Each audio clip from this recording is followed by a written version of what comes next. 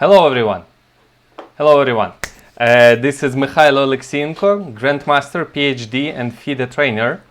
Thank you for joining my stream. And today's topic would be the selection of games from Nations Cup that was held online, organized by FIDE and chess.com. In my previous stream, I checked half of the games that I intended to show to you, and because it took longer than I expected, so now another half, in particular more games by Firouzja, by Caruana. We're gonna discuss the games by Karyakin, Firouzja. Firouzja won, nice game against Karyakin. Caruana won KO, the one I put on my captions, I think that's what it's called. A combination that they both missed, but Caruana won nevertheless. Hello everyone. Hello Thomas. Hello engineer, Lais, etc. Thank you all for joining. And we'll also check Firouzja Aronian, the way he beat Aronian. Dink Nakamura, even though it was a draw, but I think there's a lot to discuss in that game. And Yangyi, Wesley So, brilliant masterpiece by you. I've seen some videos where they, I think, compared Yu's game, Yu's play to Morphy. And I had the pleasure playing Yu last year. I got a winning position, but he ended up beating me nevertheless. So now I'm rooting for him because, well, I have some good experience in the opening and middle game against him. So I was very close to beating, and now he's just very good. All right, without any further ado, let's see this game. Karyakin, Firouzja. E4, C6, D4, D5. This is one of the openings that Alireza is playing. E5, advanced variation. Actually, Sergei Karyakin is quite predictable in his opening choices. So it's not a very good quality to have on top level. On the other hand, Nepomniachtchi, Vachier-Lagrave, they're also very predictable. So you have to be really, really good in the openings that you're playing if people can tell what you play like 5-second preparation. Hello Valery, to you too.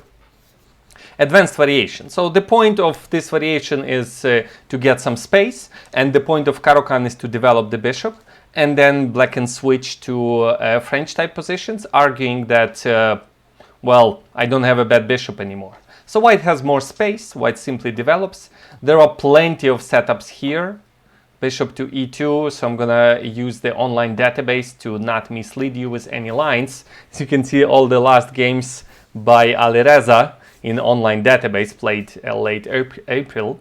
Knight e7 and knight bd2 played by Karyakin. There are plenty of lines white can choose. We're not gonna dive into them. And c5, we are relatively in less explored territory, although Svidler-Laznichka played 6 years ago, so there's something to pay attention. Now knight b3 and bishop g4, well, relatively new move played by Alireza. And now castle, knight d7, still plenty of games. And now knight e1, novelty by Karyakin. But it doesn't seem to me that that was his preparation. Let's see what happened next. Takes, knight takes c5, knight takes, bishop takes, knight goes to d3. This is very unusual, I must admit, because I never see knight on d3 in these kind of pawn structures. It is typical for Karyakin to do knight e1, and f4, but if the center stays closed. But I never seen this idea implemented in this fashion. So white goes queen g4, preventing castle. Obviously castle, bishop h6 loses material. And so king f8 is necessary. So black sacrifices the, excuse me, didn't even have time to have my drink. This is my morning afternoon coffee. So queen h5, white is stopping the h5 with queen h5, interesting decision. King g8, and now white develops pieces. Now rook goes to the center, queen a5 attacking the pawn, a3 defending the pawn, queen a4. This is very messy position, very hard to put a number on it. Potentially black is better because black has a good bishop and white has technically a bad bishop because of the pawn on e5. but white has no weaknesses, so I would say it's dynamically equal. c3 protecting the pawn, and a5 hypothetically pawn minority attack, and maybe stopping moves like knight b4 in any future. a5, bishop to g5, white wants to exchange the bad bishop, black doesn't mind, because now knight goes to f5.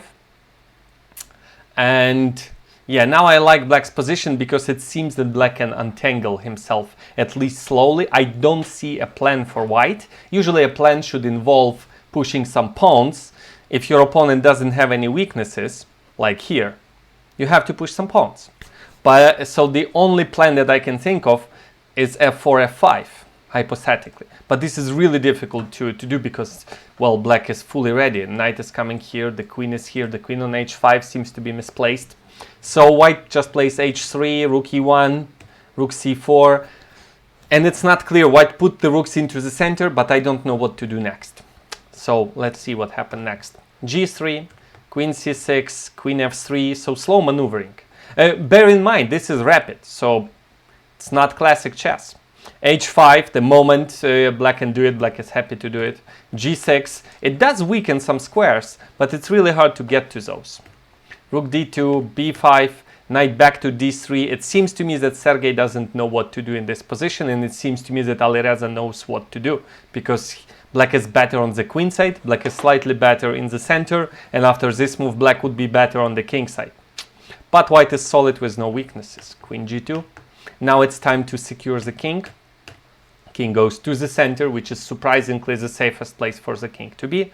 Queen h1. It's clear that Sergei doesn't know what to do, but I don't think he has any option anymore, or any active plan. You just have to do nothing, which is kind of the point. Rook to d8, rook d1. It seems they are both ready for d4. Rook e4 played by Alireza. Queen g2, white is waiting. Queen c4, black improves the position. King g1, rook g8. Black finds that there's a alignment on g file that can, you will see, it will happen soon. Queen to h1, so it's clear that white doesn't know what to do.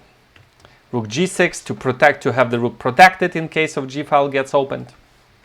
Queen back to g2, and now knight h4 played by Alireza. Exactly the point. Of course, if takes, the queen is lost, so queen has to move. And g4, I'm guessing Sergei was already low on time, because otherwise he would have figured this one out. g4. Exactly when your opponent is low on time, when all your pieces are ready for action, Alireza goes for action. He's really good at attacking the king. In my previous stream, I ended my previous stream, you're welcome to check it in my YouTube channel. I ended at Alireza's really poor play in the endgame, where he lost to Yangyi. But when it comes to attacking the king, he's just amazing. He feels with his fingers what to do. Why not king h2 instead of queen h1? I'm guessing not here. Yeah, maybe king h2 was better, but I don't think it changes the nature of the position, Valery. I think black is still better, even though I think, let me run my engine for a second here. I think when I was checking with the engine, it was giving zeros in this position. Let's see if it didn't intervene with my stream. No, I think it's fine. I think it's fine, but my engine is slow. No, it gives slight advantage to black, but it's really, really hard to play for white. Since there's no plan, you just have to wait for g4, h4, d4. You want to remove the king from the rook's file, looks scary. I agree, that's why Sergei lost, because all the pieces were in the way. Yeah, king h2 was probably better, but nevertheless, black is much better in this position, in any case. But objectively speaking, this g4 move was not working. Karyakin had to find, so why this g4 is working? You have to understand, I'm just going to show you what happened next in the game. White just took the knight, g takes h, check, and now king has two places to go. The problem, if you go to h2, which seems like a relatively safe place to go, rook g2, forcing the king to h3, rook h4, king takes g2. Now queen joins the attack. Bear in mind, queen joins the attack, because if you just take the queen, there's way too many pieces for the queen. White would be Well, probably winning. The king is hiding from checks. White would be simply winning here. So it's not about losing the queen, it's about getting checkmated, literally on next move. So, and he played king f1, and after h2, the game ended because rook g1 is coming, and if you take rook h4, the queen is surprisingly trapped. So that was it. Had Sergey seen this properly, he would have had this desperate feeling, oh my goodness, that's it, knight f3 is coming, what can I possibly do here? And the only move was b3, attacking the queen to force it to get away from the force file. For example, so knight f3 is now terrible, queen takes f3, and take the queen, white is winning. So check is not working, the queen has to go, and it just only makes sense to take a pawn while you do that. Queen c3, now takes, and now king can go to h2, because after check, king h3, there's no rook h4 anymore, and the queen cannot join the attack, so black goes something like this, white goes queen f3, and there's no mate. There is no mate, because king can hide, and the game continues. And if black takes the pawn on b3, it's the same line, the king can hide, and the game continues. But Sergey, well, from human point of view, I would say this is Alireza's perfect game, although engines always find flaws in our play, but I think practically speaking, that was a great win. Yeah, I don't know what he missed. Maybe he was really low on time, because you have to be very desperate to not play b3. Sorry, I used the wrong sentence. You have to be very desperate to even consider move like b3. Maybe he already just resigned in his mind. I don't know. I didn't hear the follow-up interview if there was any. Yeah. All right. So that was it. That's a great win by Alireza. h2, the game ended right here. So he's fantastic at attacking the king. Hold that thought. Let's go to the next game. This is Caruana Wang Hao. Next game. This is the position. Oh, young Caruana picture. All right. So Petrov happened in the game. I'm going to use online database to show you something. Knight c3. This is the most popular line. Everybody's playing it. The point is white castles long, black castles short, and white tries to attack, but very often the play is in the center. It was even played in Carlsen-Caruana match. Let me see, there should be a game in 2018. Yes, Carlsen-Caruana ended in a draw. So Fabiano plays this line for both colors. He's an expert here. Knight f6, bishop d3. White simply develops pieces. Nothing to see here. c5. Well, c5 looks weird, but the point is it just takes away these two squares from these pieces, and black can now develop the bishop to e6, because if you develop the bishop to e6, I'm gonna attack it on d4, assuming the pawn is not, and you don't want to give up two bishops, and knight on d4 is coming to f5. This is not pleasant, so black plays c5, and apparently it's really difficult to put pressure on the pawn on d6. Rook e1. It seems like Fabiano is not aiming for kingside attack. Rook to e1, you can see Carlsen-Caruana, so this is still from the match. So Fabi is an expert. He prepared this line for his match against Carlsen 2 years ago. Bishop to e6, bishop to f4, d5, knight g5. Okay, so here's what all the games, most of the games here were king to b1, as you can see. King to b1 mostly played, and Carlsen-Caruana was bishop to g5. I'm guessing this was Fabi's preparation, and he said, hold on a second, what's going to happen if bishop to f4? Technically, it's a novelty, but if you click on this game, Broadway against Snedon, this is European Championship 2018, which happened after the match, right? Let's see, after the match. Yeah, the match was in November, I think. So this game happened after the match. No pictures of the guys, because this is correspondence chess. Email, ICCF email championship. And game ended in a draw, so Fabi just opened online database and checked, hold on a second. Oh, for his team, I don't know. Why not bishop f4? d5 is the move, knight g5, and now c4.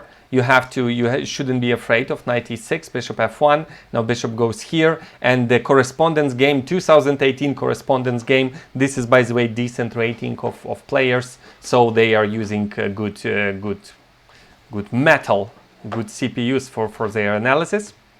And so there's nothing special about this move.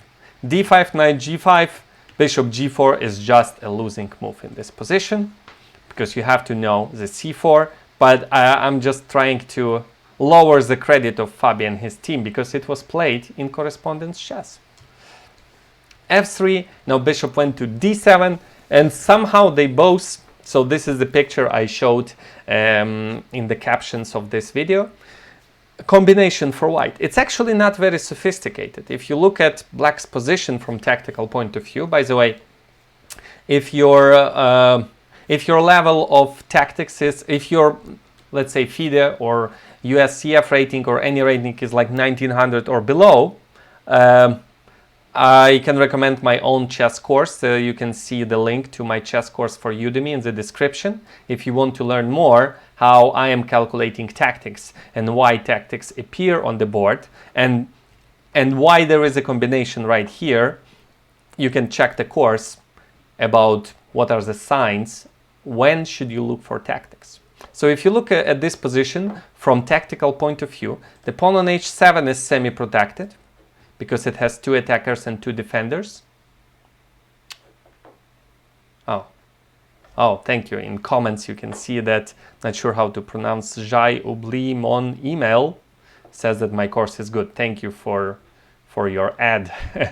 So pawn on h7 is semi-protected. The bishop on e7 is also semi-protected, once attacked and once protected. So far these are all the signs. Okay, the pawn on b7 is undefended, but who cares? And the king is exposed to checks from a7. That's very important here. And now the winning line is very simple. You just take on h7. Black has to recapture, right? You don't want to lose the h7 pawn. White takes on h7. King, this is very typical, like capture on a7, lure the king to where it is exposed to checks. How much? I'm guessing that's the question from Engineer. Udemy is in charge of the pricing policy. You can click on the link and find out. For now, it's $10. $10 for 2.5 hours. Okay. Explanation, the name of it means I forgot my email. Anyways, so now king on h7 is exposed to checks, the bishop on e7 is still semi-protected, and pawn on d5 is completely unprotected, and after queen d5, rooks are crushing black's position, the bishop is hanging, you cannot protect the bishop. The moment you move that bishop, for example, to e6, which makes sense, to protect the bishop on e7, white just moves away the queen with the check. That's why we lured the king into the center. Yes, $10, great, Kathy, thank you. And now we win the queen, and after takes and takes, if you count the pieces, you see that white has queen and pawn for rook and bishop. 2 pawns, my apologies, PhD in math. Queen and 2 pawns, because we took h7 and d5 for rook and bishop, which is clearly winning for white. The same applies to bishop takes h7, is also winning. I'm guessing they both were not looking. If somebody during the game showed up to them and says, hey guys, there's a win, I would say it would be 1 second for both of them. 1 second, because this is like, for them, that's nothing.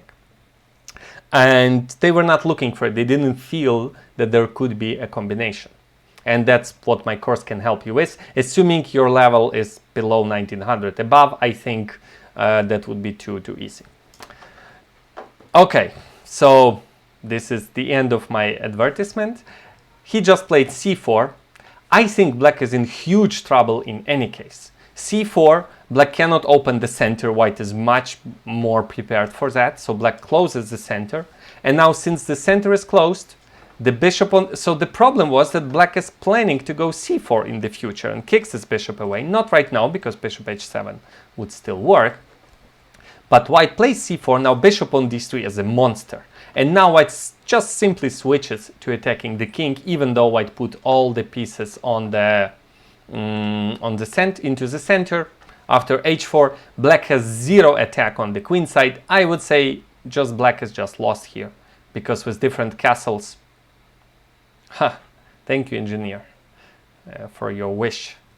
Alright, so h4, attack for the king.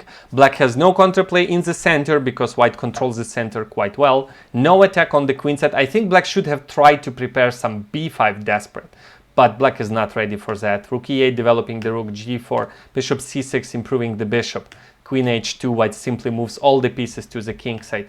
Queen a5, the pawn is hanging. White decides to go a3. I think king b1 would also be fine. a3, bishop f8. Bishop to d2. I'm guessing that's why he didn't go king b1, because after king b1, bishop f8, bishop d2, yeah, also works. Yeah, bishop d2. I'm not sure if there's a big difference here. Queen b6. Now queen joins, coming closer to the king. Bishop back to d7. Black has no counterplay, and now crushing combination. If takes, it's check, and it takes 2 pawns up. The attack continues. King h8, so this is desperation. Queen takes. The pawn is coming. White is pawn up, and white is better. 2 pawns on c-file are really good at defending the king in this pattern. That's exactly the point. Usually you're not supposed to have doubled pawns, but they really cover the king quite well. It reminds me a little bit of one more line in Karyakin that is becoming popular these days. It goes like this. Bishop d6, bishop d3, castle, queen c2, check, knight e2, h5. This looks ridiculous. h5, white controls the center. You can go bishop d e3 and castle. Black has 4 pawns next to the king. Even with the pawn on h5, it is really hard to get to that king because there's a strong chunk of pawns there. I analyzed this position, and actually I'm not a big fan of white's position here. It looks very nice, long castle, then play on the king side. Apparently black's attack is at least equally good as white's attack. So it reminds me a little bit of that. And that's exactly the point. The king is very, very safe here. So very often black is just playing in the center, not attacking the king, because there are very little chance of getting to the king. All right, next game. I don't know why there's no pic. That doesn't look like Alireza to me. I click on it. There's a good picture. No, I remember him like this when we played each other, but now he looks like this. For some reason there's no picture. Apologies for that. So now Alireza beating Aronian. So they choose this very rare line, queen h5. So the point, of course, is if knight takes e4, it's d5, and suddenly black is better. So queen h5, knight d6, bishop b3. White wants a compensation, so if black defends the pawn, white would attack. Knight c6 is one of the moves in this position. And I think there was a game, knight b5, what's this? No, it's not knight b5. Ah, yes, it was knight b5. You can check one of my previous streams. They played this line. Stockfish and LC0 played fantastic games in this line. You can see it in my previous streams. You're welcome to subscribe. So bishop to e7, queen takes, castle. Black is totally fine here, but this is a relatively unusual position, so Alireza goes for this. Knight a5. There are plenty of games like this. Bishop d5. Actually, Caruana played like this against Giri long time ago. Knight e8. Knight on d6 very often is misplaced, so knight goes to e8. Bishop f3. Bishop b4, and we're in new territory. So let's see what happened here. a3. Alireza decides to take 2 bishops. Black goes d5 to take control over this square. Knight e2, c6, castle, knight c4, knight g3. And here's where apparently it was just better for Levon to continue the development. Simply bishop d7, knight d6, etc.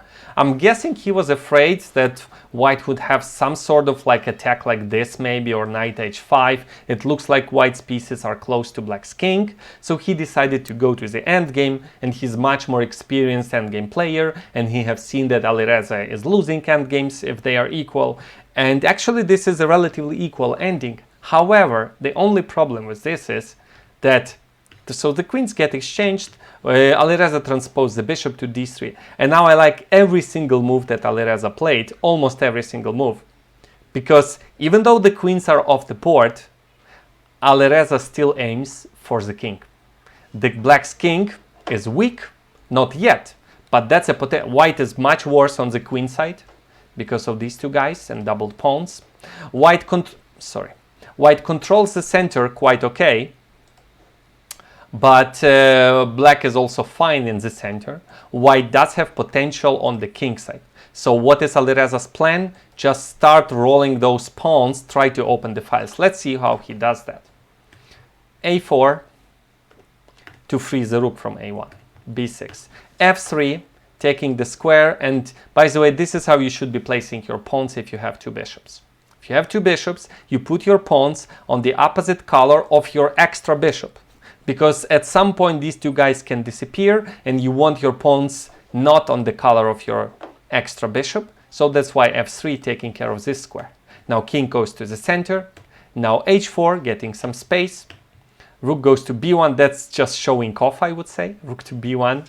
There's nothing A5 or anything. He says, I don't care about the E file. I have the bishop, I have the knight. I do not care less about the center. G6. Now with G6 this knight has nothing to do here. Knight is improved. G4 gaining more space. Rook E7. Knight comes back to G3. Rook comes back to H1. His plan is very clear and he just executes it. And Levon for some reason couldn't find a decent plan for black and he ends up losing. He's getting actually checkmated. G5, files get open. The monster on F4 becomes a monster on G5. H5, more files get open. Keep the strong bishop. Take the pawn. A5. That's a nice move. Okay, you don't want to lose that pawn and you want to free your rook. And A5 is a nice move to play. Maybe rook comes from A6. So black goes B5. Now the rook is free to go. Rook H6, king G7, doubling rooks. All white's pieces are in the attack. Bishop G8, stopping rook H7. Bishop C1, nice backward move, kicking the knight. Now bishop comes back. Now all the pieces are in the game. It's just time for this knight to join. But it seems that black cannot even hold rook E6. Pawn is way too weak. Rook G1. And now jumps with the knights are coming. Rook F7. And bishop G6, of course, the tactics here goes knight H5 check and takes, the rook is protected. So rook move back, knight H5, king F8, rook H8. Alireza got to Levon's king. Even though it was an endgame, he managed to create a kingside attack. Great play. I still think that he's not a very good endgame player, unless there's a kingside attack. All right. The next game was a draw. It was Liren versus Hikaru Nakamura.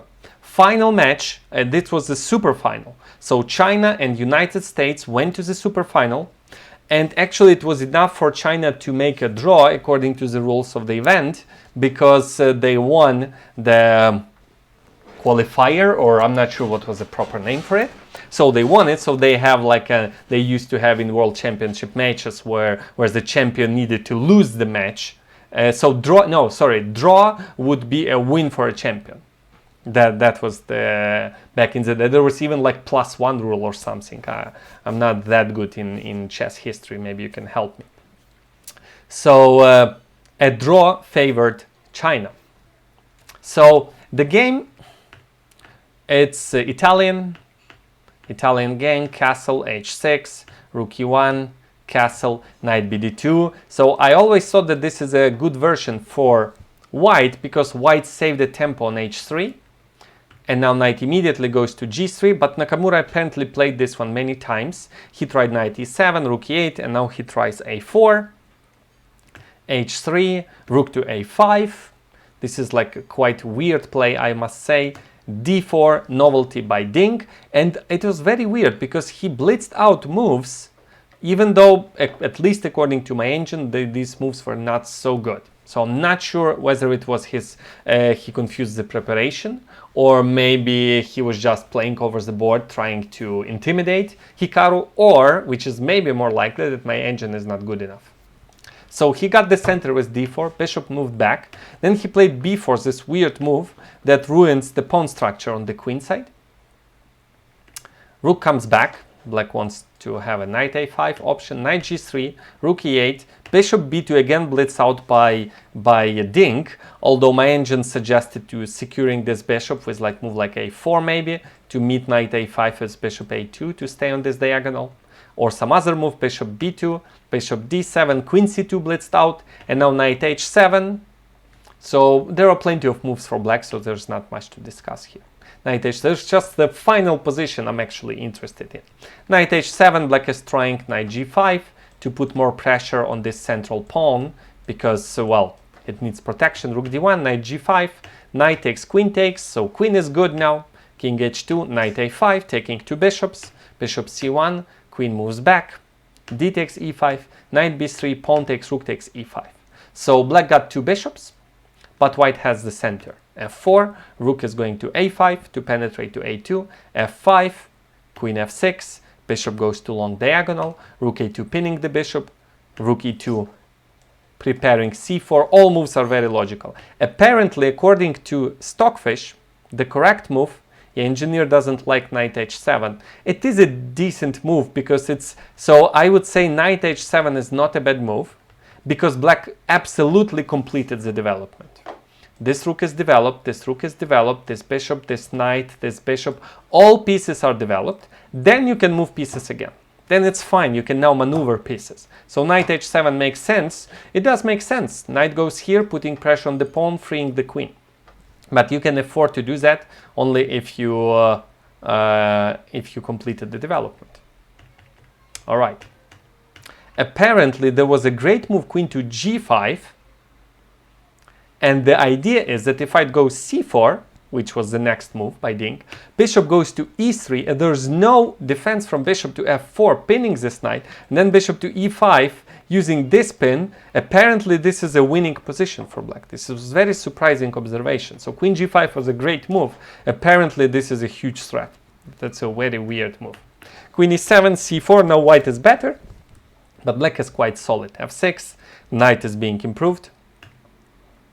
c6, queen b1, unpinning the bishop, rook a6, and now I think Dink chose the logical but not the best plan. Apparently it was good to just maneuver the queen to the king side. For example, queen d3, then queen g3, queen g4, and then look at jumping with the knight, or maybe then transferring the rook to g3. So queen needed to be on the king side. Instead, he maneuvered the rook, and after bishop c7, his rook and his knight were under the potential problem on this diagonal. He played knight g6, and after capture, that rook was stuck there. d5, great move with a check. e5, rook a2, so this is very forcing line. c takes d, c takes d. There's a pin, and there's a pin here. So white goes rook e3 to unpin this bishop. Rook takes b2, great move. Queen takes b2, and bishop to e5. And in this position, Hikaru offered a draw, or accepted a draw. I'm guessing since the game ended after this move, he must have offered a draw. The thing is, objectively, this is equal position. But from human point of view, black is playing for a win. And this is... United States needed a win in this game. So because Yangyi beat Wesley So, we'll see it in a second, and Caruana won with white, and but United States needed a win in the match, and I'm guessing he calculated rook takes e5, queen takes e5, queen takes e5, pawn takes e5. Maybe he didn't like his position before and he was happy with the draw. That is another explanation. Why is black playing for a win? BC of passed pawn. I don't understand the question. Why is black playing for a win? Black needed to play for a win because that's what match demanded, apparently. And here he calculated rook e6, the pawn is hanging, and if you go e4, it's rook d6, and the pawns are stopped, so black would have to play something like this, and now the king can just come here, or rook b, no, not rook b6, what is the right move after rook a5? Something like b4 is fine, and now this rook is completely stuck. In base case scenario, black takes here, white takes here, and one pawn, and the pawns are, the rook on d5 would be active. That's not enough for a win. The king is just coming to f4. So I'm guessing that is what he calculated, so he decided, I'm just gonna offer a draw. Why is black playing for a win? Because black has extra pawn. He should have played for a win. The moves that Hikaru probably didn't see, and it's really weird move. After rook takes e5, of course f takes e5 loses to f6.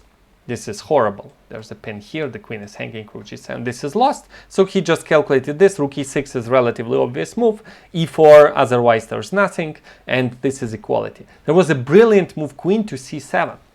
But the first time I saw this move, I was like, why on earth would you play a move like this? Why would you lose a tempo? Like, why would you pass the move to white? And this is like very computer stuff, I must say. So the idea is the following. So what should white do? For example, so black wants to take, black is waiting, black is ready to go rook e8 and take with the rook and claim extra pawn. So that is the main threat in the position. What happens if white just unpins? So this is very natural. White just wants to unpin. Why on earth would you do that? So for example, white unpins with king to g1. This is the move I checked. And then, aha, the king on g1 is not as good as the king on h2. And now black goes queen e5, takes, and if you play the same line, rook e6, there's a big difference. I give check, and now I can protect my pawn from a1 and start rolling them. So you have to go to f2, I give another check, you have to control the e2 square. You go to g3 because you don't want to run into check, you go to g3, now I go e4, and after rook d6, in that line I had to go here, now I go rook d2, and these pawns will be rolling really fast. So unpinning with king g1 is not good. The same with king h1. So, for example, why not queen d4? It seems like it forces the capture. Here, black quietly goes rook d8 and then takes with the pawn or with the queen, and black is much better. So queen c7 was creating very practical problems for white because there's no easy solution.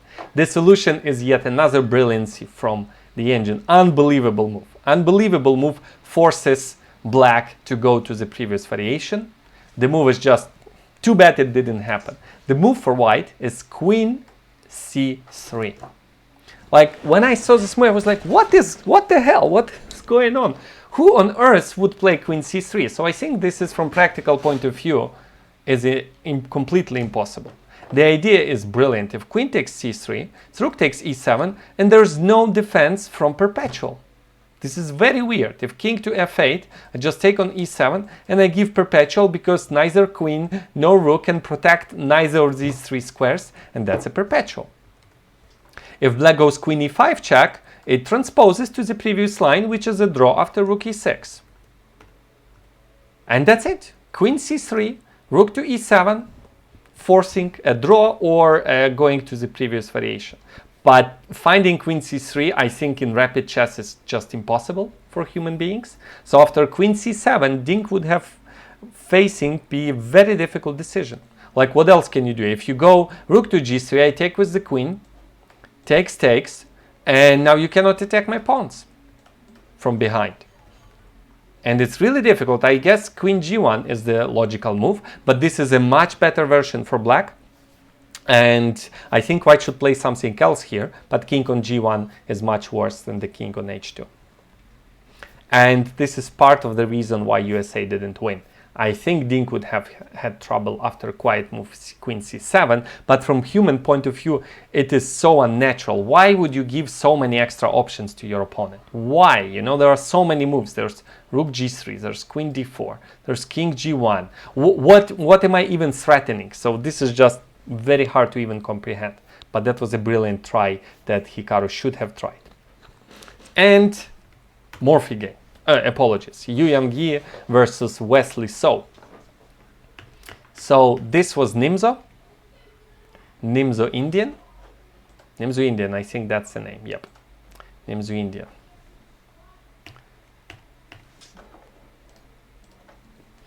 Carlsen, Firouzja, Dink.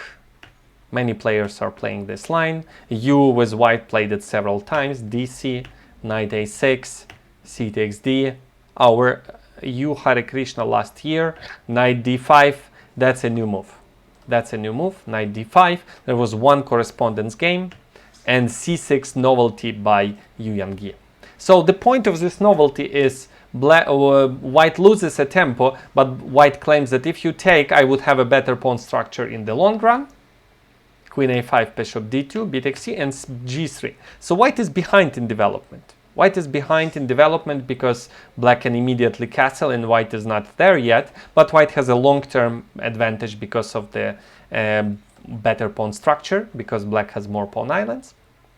So black tries to fix the pawn structure, bishop g2, castle, castle. Now the problem is, it's very difficult to develop this guy, and this guy is a monster. This is classical. Now it seems like Catalan, not Nimzo actually. White is just better. And now take a look at how Yangyi plays this one. So queen c2. The queen is very vulnerable on b3. Knight c5, bishop e6, rook b8. The queen is much better on c2, putting pressure there. Queen goes back to c7 with the same idea. Queen e4, attacking the central pawn, forcing f6. Aha, diagonal weakened, and black didn't have time to put the bishop to e6. Check, king h8. All right, so now this guy is in trouble. Yangyi won. Yangyi won. Ah, you cannot see the result. My apologies. You cannot see the result. Oh, you can see the result, small letters on the top of my screen. In the future, I would fix that. You would see the result and the players as well. Bishop e3, improving the bishop. Well, he could have improved the rooks, but he decided to take control over this square because black wanted to go knight c5 and then bishop e6, kicking the queen, so bishop e3 stops that. And now black has to play this awful move, knight b8, because it's really hard to develop. You cannot move the bishop because knight is hanging. You can develop the rook, but there's not much to see on the b file. So black goes back to b8, protect the weakness and free the bishop. Rook goes to open file, which seems like a blunder, because bishop a6, bishop e2 wins the pawn. One may think this is a blunder, but this is a brilliant sacrifice by Yangyi, or a wonderful blunder. I'm not sure. Either way, that's a very strong move. So black decides, at least I'm gonna suffer for a pawn. Bishop a6, queen just penetrates to e6. Bishop takes e2, rook d2, bishop comes back, and now white is just dominant. Knight h4, brilliant move, opening the bishop and creating all kinds of bishop knight g6 tricks. So for example, in some line, queen h3. So actually now queen h3 could be a very nasty threat followed by knight g6. But the point of knight h4 is not only knight g6 ideas, not only knight f5 ideas, but also opening this bishop and preparing something like bishop to e4. Bishop c8, queen goes to c4, f5, knight back to f3, because you don't wanna have f4 or bishop takes h4, knight f3, h6. So this is really Morphy style, because just in many Morphy's games, his opponents didn't manage to complete the development. And rook a to d1. Look at white's position. The queen is very powerful, working in all directions. The bishop is developed and ready for action. The knight is putting pressure. All white's pieces are in the game. If you look at black's pieces, none of them are in the game. King h7, what else? So it's very hard to even complete the development. h4, alpha 0 style, preparing idea knight g5, and now rook to f6. Now I want to show you something. A combination that Yangyi managed to find in a rapid game. Let's see if you can see my poor engine running. It's not running very fast because I'm streaming and I don't give him all the power my computer has. So if you're using Stockfish, be very careful. Okay, depth 26. My computer is not that bad. Depth 26, it found the combination knight g5 check, hg5, hg5. If rook goes to e6, then there's a brilliant move, g4. So what is the idea? What is the idea of this sacrifice? Opening the h file, getting to that guy. So for example, so rook is hanging. Where can rook go? And queen is ready to come to f7 as well. So rook g6 played by Wesley, and after bishop d5, yet another brilliancy. Bishop d5, using the fact that the queen is undefended, and now queen h4 is immediate threat because there's no defense from queen h4. f4 was the last try, and bishop comes back to e4. White is dominating and winning back the material. Rook e6 was a better try for black because after bishop d5, I think black can move the queen. I think black can just move the queen like this. Queen, wait, hold on. What can black do in this position? What's the difference? I forgot what is the difference. If queen d7, it's bishop. Maybe queen d7 is possible. Now, if you take the rook, I'm fine. And if you move the bishop, if you move it here, I can give back the queen. I know I'm still losing. Yeah, I don't know. Well, why not bishop d5 here? Not so sure. Apologies. My bad. But g4 is even better. Just compromise this diagonal, and if takes, white can do anything. Now white can give a check, and then king g2, rook h1, g6, bishop f5. All white's pieces are simply walking into black's position. All right, so what happened? I think, coach, if you have a bow GTX 1050 Ti engine, has good performance. Yeah, I'm just using the newest version of Stockfish and 10 out of 12 CPUs on my laptop. So bishop d5, that's a brilliant idea. No defense from queen h4. So Wesley tries f4, bishop comes back, and so if pawn takes, it's something like queen f7, and the rook is done. If takes the rook, it's check and mate.